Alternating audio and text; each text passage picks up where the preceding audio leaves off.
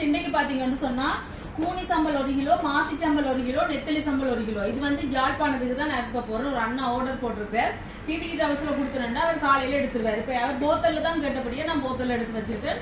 பேக்கிங்ல வேணும்ன்ற ஆக்களுக்கு பேக்கிங்ல கொடுப்பேன். சரியா? அப்ப வந்து ஸ்டிக்கர் தான் ஒட்டாம இருந்தனா இப்ப ஸ்டிக்கர் ஒட்டுவோம். வாங்க பாத்தீங்களா, இதுதான் எங்களோட சோபா சோஸ் கூனி சம்பல். இது வந்து மாசி சம்பல், இது நெத்தலி சம்பல். சும்மா அந்த மாதிரி இருக்குது தெரியுமா? நீங்கள் புட்டோட சாப்பிடலாம், பானோட சாப்பிடலாம், ரொட்டியோட சாப்பிடலாம், சோறோட சாப்பிடலாம். ஆனால் நண்பர்களே, எனக்கு இப்போ வந்து இந்த ஸ்டிக்கர் ஒட்டிக்கத்தான் நிகம் இல்லை நண்பர்களே. நிகம் வந்து இல்லை எனக்கு. அதால் பார்த்தீங்கன்னு சொன்னால் உரிக்க கொஞ்சம் கஷ்டம். ஆனாலும் உரிச்சிருவேன் நான். பார்த்தீங்களா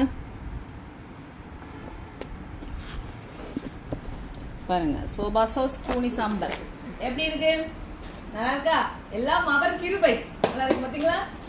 இதே மாதிரி இப்ப எல்லாத்தையும் ஒட்டி எடுப்போம். கடகடா மாறி விடக்கூடாது. அந்தந்த சரி அந்தந்த ஸ்டிக்கருக்கு ஒட்டிட்டு வாங்க. கொஞ்சம் பொறுங்க.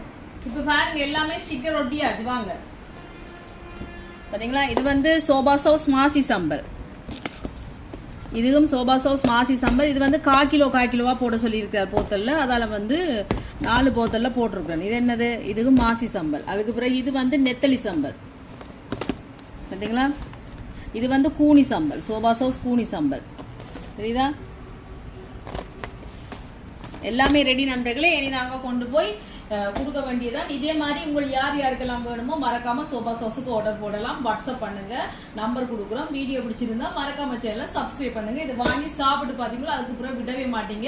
இதுல வந்து எந்த ஒரு சுவையூட்டி அஜினமோட்டோ எதுவுமே நான் சேர்க்கறது இல்லை. வீட்டில் நான் எங்களுக்கு எப்படி செய்வேனோ அதே மாதிரி தான் செய்திருக்கிறேன். நீங்களும் ஆர்டர் பண்ணுங்க. சுடு சோறோட, புட்டோட, பானோட, ரொட்டியோட எல்லாம் சாப்பிடலாம். கூடுதலாக பார்த்தீங்கன்னு சொன்னா வெளியூர்ல இருக்கிறார்கள், வேலைக்கு போயிட்டு வரார்கள், உள்ளூர்ல ஹாஸ்டல்ல தங்கி படிக்கிற பிள்ளைகள், வெளியூர்ல இருக்கிறார்கள் மட்டுமே நினைக்கூடாது. நீங்க உள்ளூர்ல ஹாஸ்டல்ல இருக்கிறார்கள், படிக்கிற பிள்ளைகள், அவங்களுக்கு எல்லாருக்குமே இது நல்ல ஹெல்ப்பா இருக்கும்.